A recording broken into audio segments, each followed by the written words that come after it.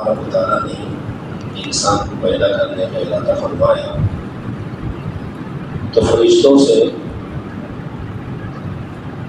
اللہ تبارک و تعالیٰ نے نیازمندانہ عرض کیا. یہ کوئی مشورہ نہیں تھا کیونکہ اللہ کو مشورہ کرنے کی ضرورت نہیں ہے، لیکن صورت مشورے کی اختیار کی گئی.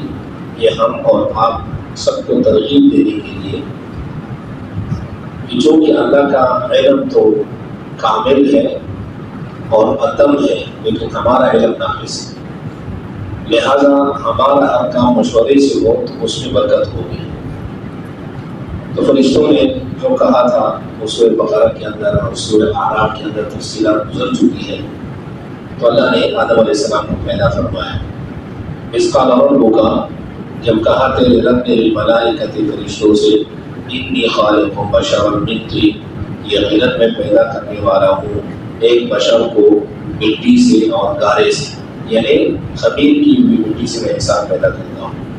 لہذا فاذا سویتہ، جب میں نے اس انسان کو پوری طرح بنا لیا، یعنی جب میں اس کو پوری طرح بناؤں، ونفخت فیہ من روحی، اور اس میں اپنی روح پھونک دوں، یعنی زندگی اس میں پیدا کر دوں، فقعوا لہ ساجدین، تو گر جاؤ اس آگے سجدے میں، یعنی تم سب ان کے سامنے سجدہ کرنا.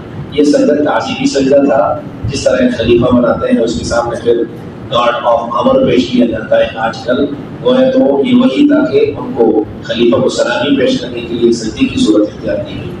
فسجد الملائکۃ کلھم اجمعون، تو سارے کے سارے فرشتوں نے ایک ساتھ سجدہ کیا، الا ابلیس، مگر ابلیس نے نہیں کیا، شیطان نے نہیں کیا. استکبر، اس نے تکبر کیا، وکان من الکافرین، اور وہ ہو گیا کافروں میں سے، یا اللہ کے علم میں کافروں میں سے تھا، اس نے تکبر کیا. اور اللہ تبارک و تعالیٰ نے شیطان سے پوچھا، فرمایا اللہ تبارک و تعالیٰ نے یا ابلیس، ہو اے ابلیس، ما منعک، کس چیز نے منع کیا تجھے، ان تسجد، کہ تو سجدہ کرتا، لما، اس کو خلقت بیدی، جس کو میں نے اپنی قدرت سے پیدا کیا، اپنے ہاتھوں سے پیدا کیا، جس کو میں نے اپنی قدرت سے پیدا کیا، اور پھر میں نے سجدہ کرنے کا حکم دیا، تم نے کیوں سجدہ نہیں کیا؟ استکبرت، تم نے تکبر کیا، ام کنت من العالین، یا بہت ہی اونچی ہستیوں میں سے ہے، بہت زیادہ بہت بڑی ہستی ہے کہ میرے حکم کی نافرمانی کی اور میرا حکم نہیں مانا. اب شیطان کو دیکھو وہ کیا کٹ حجتی پیش کر رہے ہیں. قال، شیطان نے کہا، انا خیر منہ، میں تو اس سے بہتر ہوں. کیوں بہتر ہے بھائی؟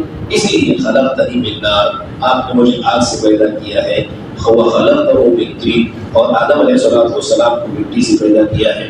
یعنی یہ قیاس پیش کیا. حضرت ابن عباس رضی اللہ تعالیٰ عنہما فرماتے ہیں